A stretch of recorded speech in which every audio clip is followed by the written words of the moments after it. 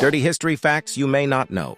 Did you know that when the Roman Emperor Elagabalus entered Rome to be crowned, he showed off his power by having hundreds of naked women pull his chariot through the streets? Quite an entrance. In the Victorian period, women were often diagnosed with hysteria, a condition that included symptoms like anxiety, nervousness, or irritability.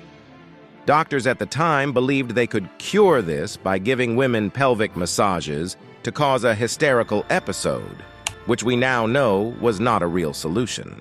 Ferdinand VII of Spain had an unusually large private part, and he had trouble with his wives because of it.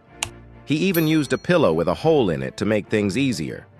It took him several marriages to find someone who could manage, and his doctor wrote detailed notes about the situation. King George II of Great Britain died in a very strange way. He was on the toilet and farted so hard that he burst a blood vessel and died. Julie d'Aubigny was a famous French opera singer from the 17th century. She was so bold that she entered a convent just so she could have a relationship with a nun. In ancient Greece, people didn't have toilet paper. Instead, they used stones to clean themselves after going to the bathroom. If they were lucky, some had a sponge on a stick, but most weren't that fortunate. Greek athletes competed in the nude.